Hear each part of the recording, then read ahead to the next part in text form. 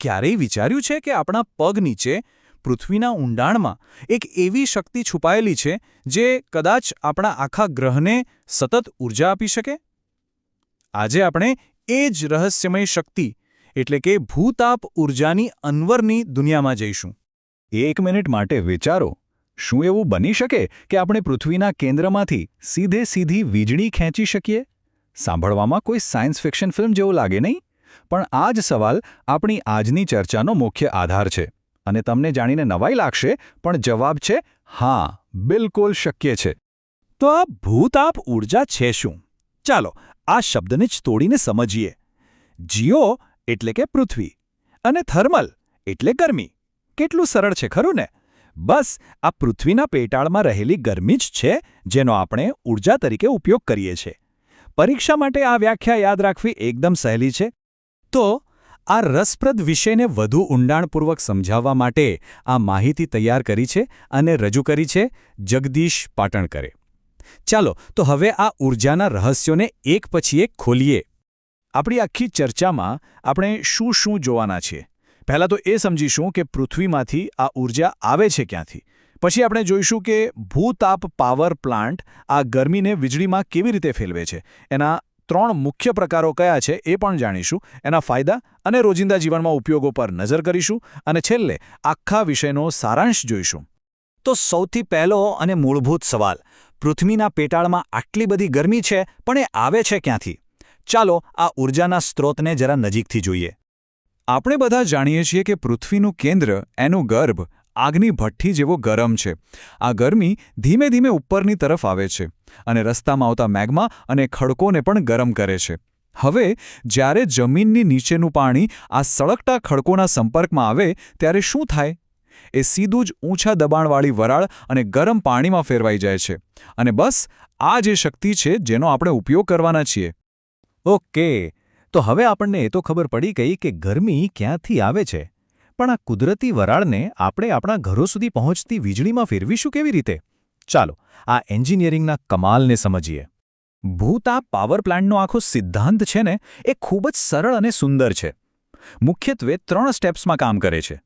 પહેલાં આપણે પૃથ્વીમાંથી ગરમીને બહાર કાઢીએ છીએ, પછી એને વીજળીમાં રૂપાંતરિત કરીએ છીએ અને છેલ્લે વધેલા પાણીને ફરીથી ગરમ થવા માટે પૃથ્વીમાં પાછું મોકલી દઈએ છીએ. આ એક સંપૂર્ણ ચક્ર છે જે સતત ચાલ્યા કરે છે. જુઓ, આ આકૃતિ આખી પ્રક્રિયાને કેટલી સરસ રીતે બતાવે છે. ચાલો એને સ્ટેપ બાય સ્ટેપ સમજીએ. સૌથી પહેલાં નંબર 1, પ્રોડક્શન વેલ એટલે કે ઉત્પાદન કૂવા દ્વારા ગરમ વરાળને ઉપર લાવવામાં આવે છે.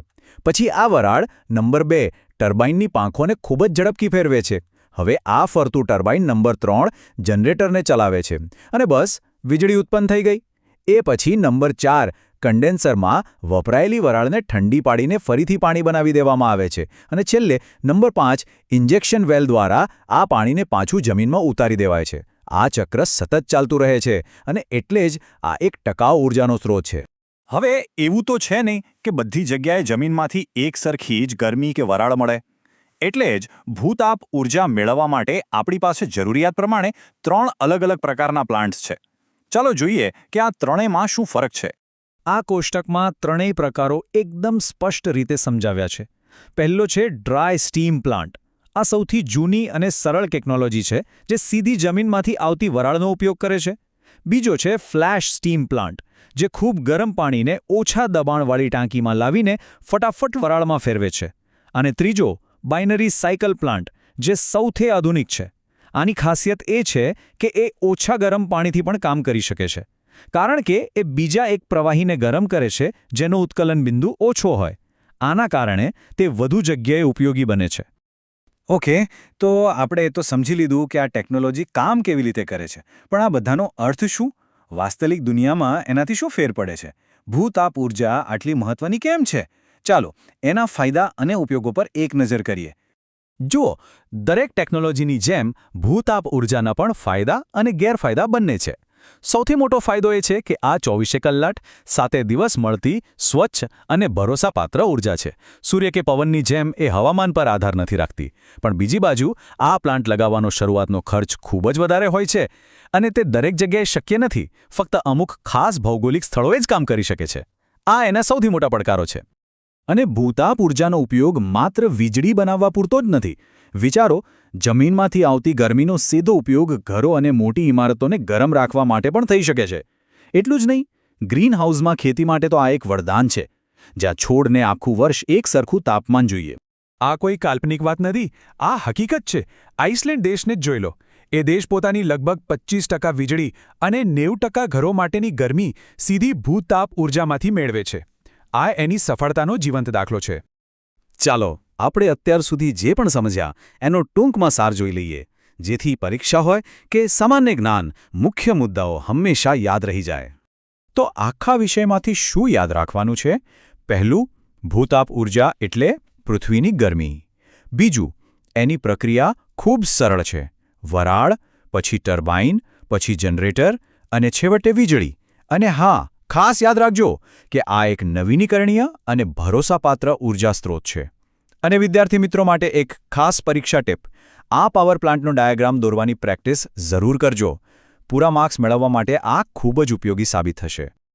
તો પૃથ્વીની આ અદ્ભુત શક્તિ વિશે જાણીને મજા આવીને? જો આ માહિતી ઉપયોગી લાગી હોય તો એને મિત્રો સાથે શેર કરો અને નીચે કોમેન્ટમાં જણાવો કે પુનઃપ્રાપ્ય ઊર્જાના બીજા કયા વિષય પર જાણવું ગમશે. આવા જ જ્ઞાનવર્ધક વિષયો માટે અમારી ચેનલ ધ સિલેબસને સબસ્ક્રાઇબ કરવાનું ભૂલશો નહીં. શીખતા રહો અને આપણી પૃથ્વીને વધુ સારી રીતે સમજતા રહો.